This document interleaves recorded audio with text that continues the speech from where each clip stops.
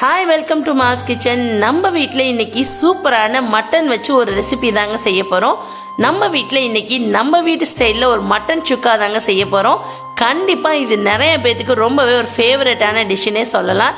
ஏன்னா அந்த அளவுக்கு பார்த்தீங்கன்னா டேஸ்ட்டாக இருக்குங்க மட்டன் சுக்கா வறுவல். நம்ம வீட்டில் பசங்க பெரியவங்க எல்லாருக்குமே ரொம்ப பிடிக்குங்க. அதே மாதிரி பார்த்தீங்கன்னா நமக்கு கோல்டெல்லாம் இருந்துச்சு அப்படின்னா இந்த சுக்கா வறுவலை செஞ்சு சாப்பிட்டோம்னா கோல்டெல்லாம் பறந்து போயிடுங்க. அந்த அளவுக்கு ரொம்பவே டேஸ்ட்டாக இருக்கும். பெப்பர் காரம்லாம் தூக்கலாக போட்டு இருக்குங்க. வாங்க இப்போ நம்ம வீட்டு ஸ்டைலில் மட்டன் சுக்கா எப்படி செய்யறதுன்னு வீடியோக்குள்ள போய் பார்த்துடலாம்.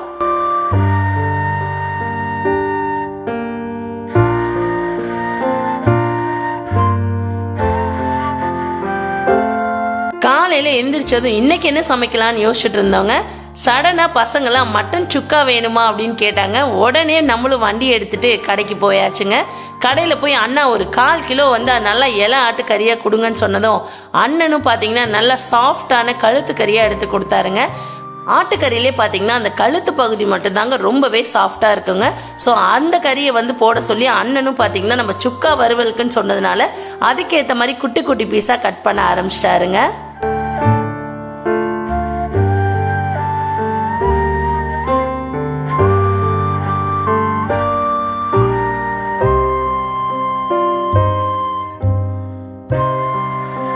அவ்வளோதாங்க, அண்ணன் கட் பண்ணி கொடுத்துட்டாரு. இப்போ நம்ம இதை எடுத்துகிட்டு வீட்டுக்கு கிளம்பிடலாங்க. வீட்டுக்கு போனது நம்ம சமைக்க ஆரம்பிச்சிடலாம் கழுவிட்டு.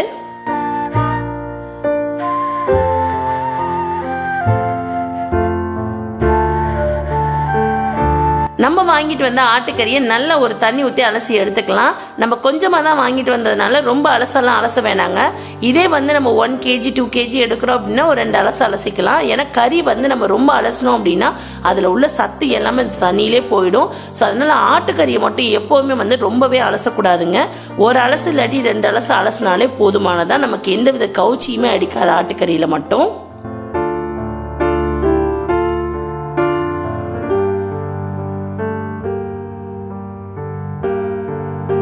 பாருங்க, நல்லா அலசி எடுத்து வச்சாச்சு. அடுத்ததான் நம்ம சுக்கா வறுவலுக்கு தேவையான பொருள்லாம் நம்ம கட் பண்ணி வச்சிடலாம். நம்ம இன்னைக்கு சுக்கா வறுவலுக்கு பார்த்தீங்கன்னா சின்ன வெங்காயம் தாங்க சேர்த்துக்க போகிறோம். சின்ன வெங்காயம் சேர்த்து செய்யும் போது ரொம்பவே டேஸ்டாக இருக்குங்க. மோஸ்ட்லி பார்த்தீங்கன்னா பெரிய வெங்காயம் இதுக்கு சேர்த்துக்காதீங்க. இல்லை சின்ன வெங்காயமே கிடைக்கல அப்படிங்கிற பட்சத்தில் மட்டும் நம்ம பெரிய வெங்காயம் சூஸ் பண்ணிக்கலாங்க. பட் சின்ன வெங்காயம் போட்டு செய்கிற டேஸ்ட்டு கண்டிப்பாக பெரிய வெங்காயத்தில் கிடைக்காது. நம்ம இன்னைக்கு பார்த்தீங்கன்னா நல்லா 2 கையும் ஒன்று சேர்த்து அள்ளும் போது ஒரு கை ஃபுல்லாக சின்ன வெங்காயம் சேர்த்துருக்கோங்க. அதை ரொம்ப பொடியெல்லாம் கட் பண்ண தேவையில்ல. ஒரு 2 பீஸா 3 பீஸா கட் பண்ணி எடுத்துக்கலாம். இல்லை ரொம்ப குட்டி குட்டியா இருக்குனாலும் நம்ம முழுசாவே போட்டுக்கலாங்க. நம்ம நல்லா வதக்கும் போது பாத்தீங்கன்னா வெங்காயம் நல்லாவே கூலாகிடுங்க.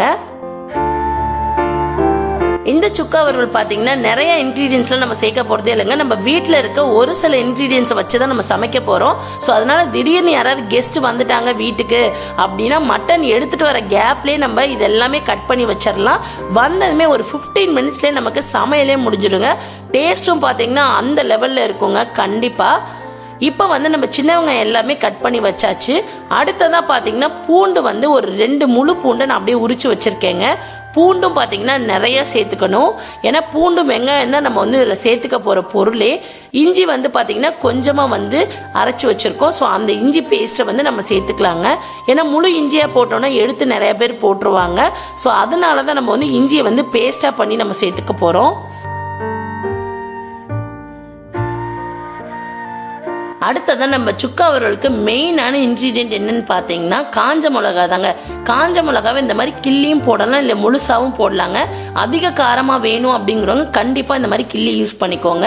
நம்ம இன்னைக்கு பார்த்தீங்கன்னா 8லேருந்து 10 மிளகா வரைக்கும் நம்ம கிள்ளி போட்டிருக்கோங்க. நம்ம வீட்டு மிளகா காரம் ரொம்ப கம்மியாக இருக்குங்கிறதுனால தான் நான் இந்த அளவுக்கு சேர்த்துருக்கேன். உங்கள் வீட்டில் காரமான மிளகாவாக இருந்துச்சுன்னா நீங்கள் கொஞ்சம் கம்மியாகவே சேர்த்துக்கோங்க. ஏன்னா லாஸ்ட்டாக பார்த்தீங்கன்னா நம்ம கொஞ்சம் பெப்பரும் போட போகிறோம். ஸோ ரொம்பவே ஸ்பைசியாக மாறிடும். அவ்வளோதாங்க, நமக்கு தேவையான இன்க்ரீடியன்ஸ் எல்லாமே எடுத்து வச்சாச்சு. இப்போ நம்ம அடுப்பை பற்ற வச்சு டைரெக்டாக குக்கர்லேயே தாளிச்சு விட்டுறலாங்க. குக்கரில் நம்ம விசில் வச்சு அதுக்கப்புறமா தான் நம்ம இருப்பு சட்டியில் போட்டு நல்லா ட்ரையாக கிண்ட போகிறோங்க. நம்ம இன்னைக்கு தாளிக்கிறதுக்கு பார்த்தீங்கன்னா நல்லெண்ணெய் தாங்க சேர்த்துக்கிறோம். ஏன்னா இந்த சுக்கா வறுவல் நல்லெண்ணெய் செய்யும் போது ரொம்பவே டேஸ்டா இருக்குங்க தேங்காய் எண்ணெயை விட. ஸோ அதனால நம்ம இன்னைக்கு நல்லெண்ணெய் தாங்க ஊற்றிக்கிறோம். எண்ணெய் நல்லா காஞ்சதுக்கு அப்புறமா நம்ம எடுத்து வச்சிருக்க ஸ்பைசஸ் எல்லாத்தையுமே 1 by 1 சேர்த்துக்கலாங்க. பாருங்க, இன்னைக்கு நம்ம என்னென்ன எடுத்திருக்கோம்னா 2 துண்டு பட்டை, 2 துண்டு கிராம்பு, ஒரு அன்னாசிப்பூ, கொஞ்சோண்டு கல்பாசி எடுத்திருக்கோம். அது கூடவே பாத்தீங்கன்னா ஒரு 1/4 டீஸ்பூன் அளவுக்கு சோம்பு, அதிலும் கம்மியா நம்ம சீரகம் எடுத்திருக்கோங்க. சீரகம் பிடிக்காது அப்படின்னா நீங்க ஸ்கிப் பண்ணிக்கோங்க. நம்ம போட்ட ஸ்பைசஸ் எல்லாமே நல்லா செவந்ததுக்கு அப்புறமா நம்ம பூண்டை சேர்த்துக்கலாங்க. பாருங்க, நல்லா 2 முழு பூண்டு நம்ம எடுத்திருந்தோம் இல்லையா, அதை எல்லாத்தையுமே கம்ப்ளீட்டா சேர்த்தாச்சு. இதை ஒரு 2 நிமிஷம் நல்லா எண்ணெயில வதக்கி விட்டுட்டு அதுக்கப்புறம் நம்ம காஞ்ச மிளகாய் சேர்த்துக்கலாம். பாருங்க, பூண்டு நல்லா ஒரு 2 நிமிஷம் வதங்கிருச்சுங்க. அடுத்ததா பாத்தீங்கன்னா நம்ம கிள்ளி வச்சிருக்க காஞ்ச மிளகாய் அது கூட சேர்த்துக்கலாங்க. நிறைய பேர் பாத்தீங்கன்னா கேட்பீங்க, காஞ்ச மிளகாவை பூண்டு சேர்த்ததுக்கு அப்புறம் தான் சேர்க்கணுமா, முன்னாடி சேர்க்க கூடாதுன்னு தோணும். நம்மளோட விருப்பம் தாங்க. எல்லா பொருளையுமே ஒன்னா கூட நம்ம சேர்த்துக்கலாம், இல்ல இந்த மாதிரி முன்ன பின்ன கூட சேர்த்துக்கலாங்க. முக்கியமா பாத்தீங்கன்னா நம்ம தக்காளி சேர்க்கிற டிஷ்ல மட்டும்தான் தக்காளிக்கு முன்னாடி இந்த மாதிரி பொருள் எல்லாத்தையுமே சேர்த்துடணும். நம்ம இந்த சுக்கா வறுவலுக்கு தக்காளி சேர்க்க போறதில்ல, சோ எப்படி வேணா நம்ம சேர்த்துக்கலாங்க. அடுத்ததா பாத்தீங்கன்னா நம்ம கட் பண்ணி வச்சிருக்க சின்ன வெங்காயத்தை இது கூட சேர்த்துக்கிறோம். எல்லாமே இப்ப ஒண்ணு சேர்ந்து நல்லா வதங்கி வரட்டும். எந்த அளவுக்கு நம்ம வதக்குறோமோ அந்த அளவுக்கு பாத்தீங்கன்னா சுக்கா வறுவல் ரொம்பவே டேஸ்டா இருக்குங்க. இது கூட எப்பயும் போல ஒரு 4 கொத்து கருவேப்பிலை உருவி போட்டுருங்க. நல்ல வாசனையா இருக்கும். அதே மாதிரி பாத்தீங்கன்னா உடம்புக்கு ரொம்பவே நல்லதுங்க கருவேப்பிலை சேர்த்துக்கிறது. இப்ப நம்ம எல்லா பொருளும் சேர்த்ததுக்கு அப்புறமா கொஞ்சமா கல்லுப்பு சேர்த்துக்கலாங்க. ஏன்னா நமக்கு வெங்காயம் பூண்டு எல்லாமே நல்லா சீக்கிரமாவே வதங்கி வரணும் அப்படிங்கறதுக்காக நம்ம கொஞ்சமா உப்பு சேர்த்துக்கிறோம்.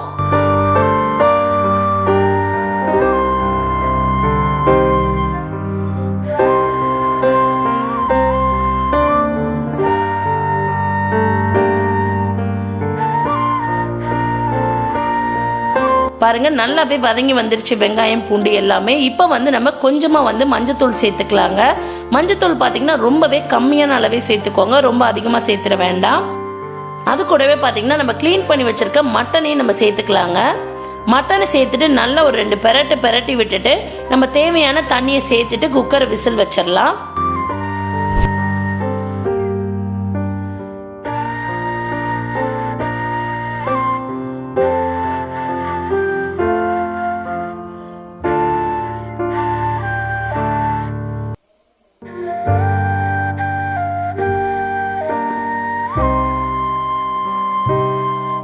நல்லா இந்த மாதிரி பெரட்டி கிண்டிட்டு ரொம்ப நேரம் நம்ம அடுப்புல வச்சிட வேணாங்க. ஒரு 2 நிமிஷத்துலேயே பாத்தீங்கன்னா அதுல உள்ள தண்ணி எல்லாமே நமக்கு வெளியாயிடும். அதுக்கப்புறம் பாத்தீங்கன்னா நமக்கு தேவையான அளவு உப்பு சேர்த்துக்கலாம். ஏன்னா நம்ம ஆல்ரெடி கொஞ்சமா தான் சேர்த்துருந்தோம். ஸோ இன்னும் கொஞ்சம் உப்பு நம்ம தேவையான அளவு சேர்த்துக்கிட்டோம். இது கூடவே பாத்தீங்கன்னா நல்லா ஒரு 50 ml அளவுக்கு தண்ணி சேர்த்துக்கிறோங்க. ரொம்ப அதிகமா தண்ணி சேர்த்துற வேணா, ஆல்ரெடி நமக்கு அதுல தண்ணி விட்டுருச்சு. ரொம்ப தண்ணி சேர்த்துக்கிட்டோம் அப்படின்னா நமக்கு சுக்கா வறுவல் மாதிரி வராதுங்க. அவ்வளவுதாங்க, தண்ணி உப்பு எல்லாமே நம்ம தேவையானதெல்லாம் சேர்த்தாச்சு. இப்ப நம்ம லிட்டை போட்டு க்ளோஸ் பண்ணிட்டு வெயிட் போட்டு வச்சிடலாங்க. நல்லா ஒரு 5 to 6 விசில் வரைக்கும் நம்ம வச்சு எடுத்துக்கலாம். ஏன்னா நம்ம மட்டன் பீசஸ் ரொம்ப குட்டி குட்டியா போட்டிருக்கோம் இல்லையா, ஸோ அதெல்லாம் அதிக விசில் வச்சோம்னா நல்லா வெந்து சாஃப்டா இருக்குங்க நம்மளோட கறி. பாருங்க, ஒரு 6 விசில் வச்சு நம்ம எடுத்தாச்சு. இப்ப ஆவி எல்லாமே நமக்கு போயிடுச்சுங்க. ஸோ இப்போ ஓபன் பண்ணி பார்த்தோம்னா நம்மளோட மட்டன் சூப்பரா வெந்து வந்துருச்சு. இப்ப நம்ம குக்கர்ல இருந்து ஒரு கடாய்க்கு அப்படியே நம்ம மட்டனை மாத்திக்கலாங்க. மாத்திட்டு அந்த தண்ணி எல்லாம் நல்லா சுண்டுற வரைக்கும் நம்ம நல்லா ஹை ஃபிளேம்ல வச்சு கிண்டி விட்டுறலாம். ஆல்ரெடி பாத்தீங்கன்னா மட்டன் நமக்கு நல்லா வெந்து வந்துருச்சு இல்லையா, சோ அதனாலதான் நம்ம ஹை ஃபிளேம்ல வச்சு உடனே தண்ணியை வத்த வைக்கிறோம். இதே நமக்கு மட்டன் வேகல அப்படின்னா நல்லா சிம்ல வச்சு இன்னும் கொஞ்சம் தண்ணி கூட சேர்த்து நல்லா வேக விட்டு அதுக்கப்புறம் நமக்கு தண்ணியை நல்லா சுண்ட வைக்கலாங்க.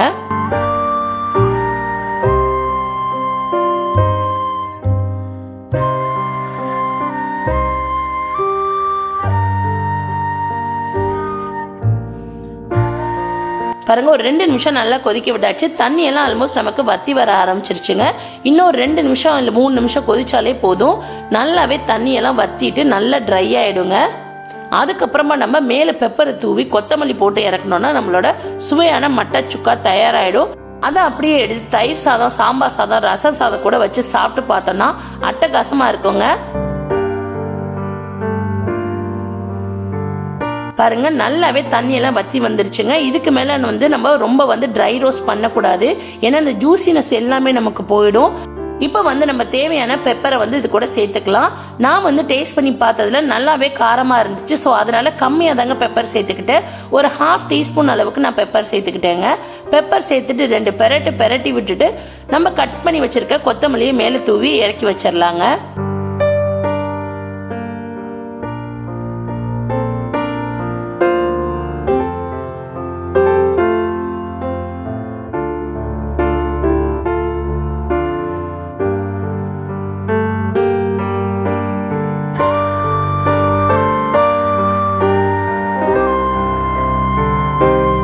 அவ்வளவுதாங்க, எங்க வீட்டு ஸ்டைல்ல நாங்க ரொம்பவே டேஸ்டியான மட்டன் சுக்கா செஞ்சுட்டோம் இன்னைக்கு. உங்க வீட்டுல மட்டன் சுக்கா நீங்க என்ன ஸ்டைல்ல செய்வீங்கிறத எங்க கூட ஷேர் பண்ணிக்கோங்க. அதே மாதிரி யாருக்கெல்லாம் மட்டன் ஐட்டம்ஸ் ரொம்பவே பிடிக்கும், அதுலயும் என்ன மாதிரி வெரைட்டியா நீங்க உங்க வீட்டுல செய்வீங்க அப்படிங்கறத எங்க கூட ஷேர் பண்ணிக்கோங்க. கண்டிப்பா எங்க வீட்டு ஸ்டைல்ல உங்க வீட்டுல ஒரு முறையாச்சும் மட்டன் சுக்கா செஞ்சு சாப்பிட்டு பார்த்துட்டு எப்படி இருந்துச்சுன்னு மறக்காம கமெண்ட் செக்ஷன்ல எங்க கூட ஷேர் பண்ணிக்கோங்க. வாங்க இப்ப நம்ம மட்டன் சுக்காவை இலையில சர்வ் பண்ணி சாப்பிட்டு பாத்துடலாங்க. அது கூடவே நம்ம வீட்டுல இன்னைக்கு லஞ்ச் என்னென்ன செஞ்சிருக்கோம் அப்படிங்கறதே நம்ம பாத்திரலாம்.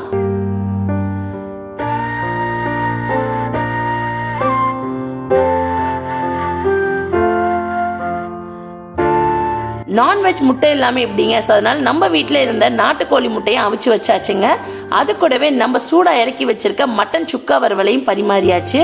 இது கூட இன்னைக்கு ஸ்பெஷலான நாட்டுக்கோழி வறுவலும் செஞ்சு வச்சிருக்கோம், அதையும் நம்ம சர்வ் பண்ணிக்கலாம்.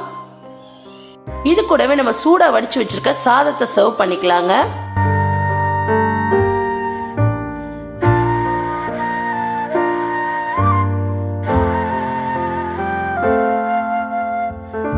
இன்னைக்கு பாத்தீங்கன்னா மட்டன் சுக்கா வறுவல், கோழி வறுவல் எல்லாத்துக்குமே ஏத்த மாதிரி நம்ம பொட்டக்கோழி ரசம் தாங்க வச்சிருக்கோம். ரொம்பவே உடம்புக்கு ஹெல்தி, அதே மாதிரி பாத்தீங்கன்னா ரொம்பவே சூப்பரான காம்பினேஷனுங்க.